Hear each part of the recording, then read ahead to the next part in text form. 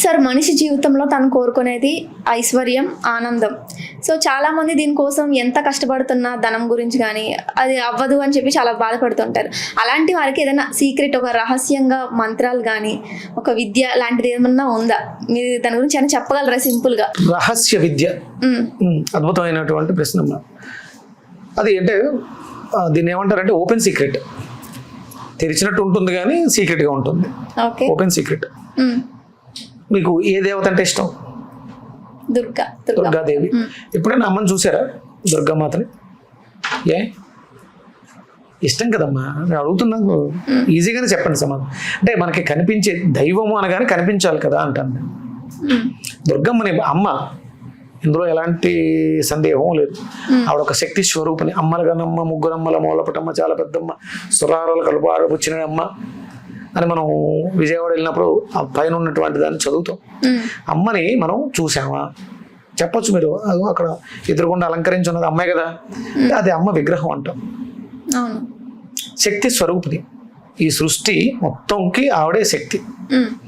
అమ్మ ఆవిడ మనకి కనపడదు, శక్తి నిగూఢంగా ఉంటుంది. కానీ మరి కనిపించే దైవం కావాలి కదా, చూపించడానికో చెప్పుకోవడానికో మన కష్టం తీర్చడానికో ఎవరో కనపడాలి కదా. దాన్ని తెలియజెప్పడం కూడా కోసమే రహస్య విద్య. నేను సాధన చేసి సాధించినటువంటి విద్య. నేను సాధించంటే నేను పొందాను. ఇప్పుడు ఏదైనా ఒక మంత్రం చదివినప్పుడు సిద్ధిని పొందారా అంటారు. మనకి ఒక మంత్రానికి గాయత్రి మంత్రం ఉంది, దానికి ఛందస్సు ఉంటుంది.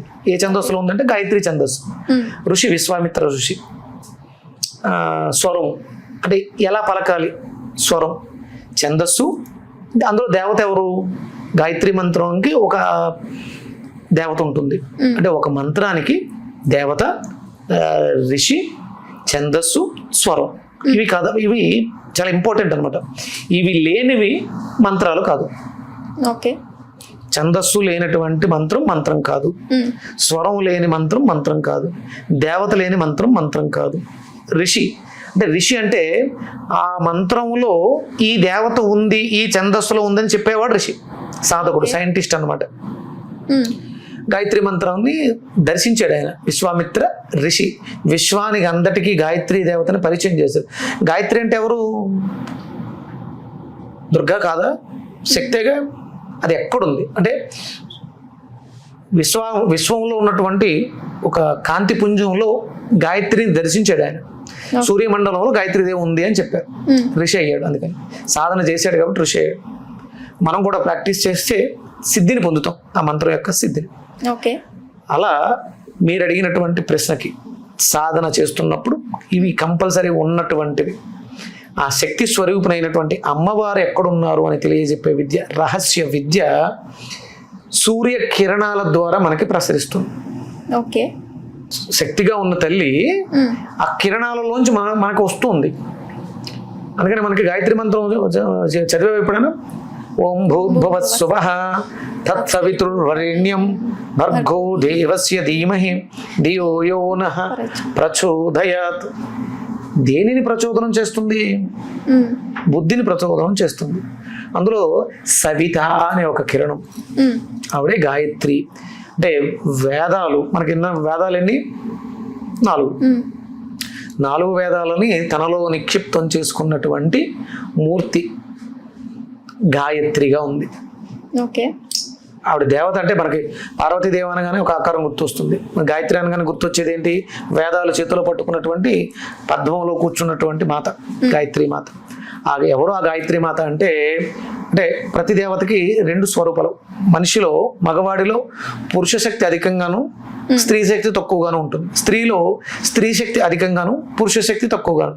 ఇక్కడ దేవతగా తీసుకున్నప్పుడు పురుషుడిగా సూర్యుడు ఉన్నాడు, తనలో ఉన్నటువంటి స్త్రీగా గాయత్రి ఉంది, సవితగా ఉంది. అది మనలో ఉన్నటువంటి బుద్ధిని ప్రచోదనం చేస్తుంది. దానికోసమే నేను ఈ నెల 25వ తారీఖు డిసెంబర్ 25, 2025 సూర్య కిరణ విజ్ఞాన ఉత్సవం చేస్తున్నాను.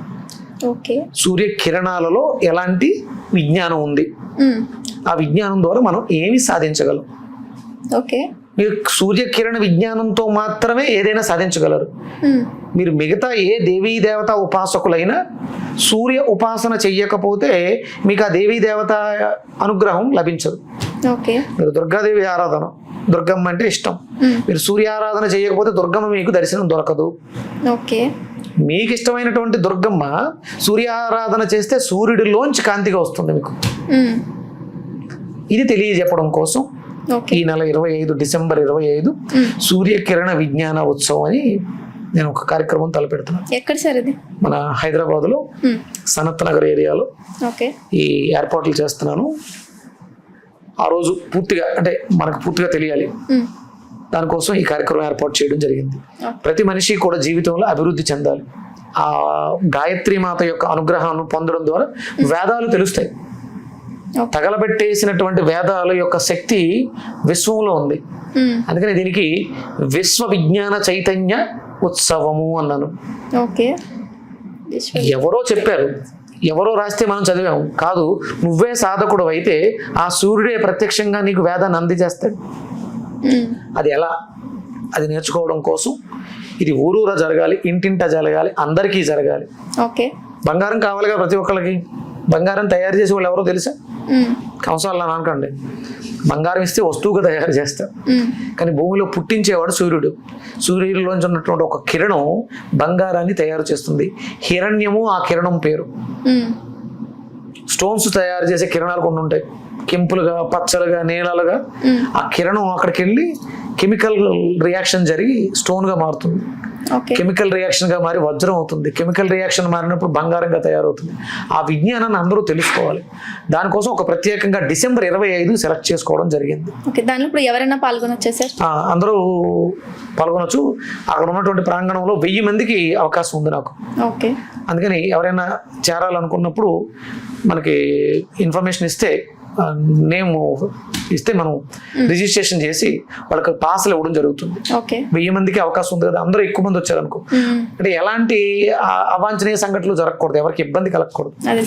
ఎందుకంటే ఇది ప్రారంభం, మొట్టమొదటిసారి దీన్ని మనం సన్ బర్త్డే, సూర్యుడు పుట్టినరోజు, మిత్రాస్ జయంతి అని సెలబ్రేట్ చేస్తున్నాం. పూర్తి వివరాలు సన్ స్పిరిచువల్ సొసైటీ వెబ్సైట్ లో లభిస్తాయి. ఎవరైనా రిజిస్టర్ చేసుకోవాలనుకున్న వాళ్ళు 9854799444కి రిజిస్ట్రేషన్ చేసుకోవచ్చు. చాలా చక్కటి మా సందేహాలకి సమాధానాలు ఇచ్చారు. అలాగే మంచి మీరు చేస్తున్నది సక్సెస్ఫుల్ గా అవ్వాలి. మేము కూడా వచ్చి తప్పకుండా పాల్గొంటాం సార్. Thank you sir. సూర్యసుందరి.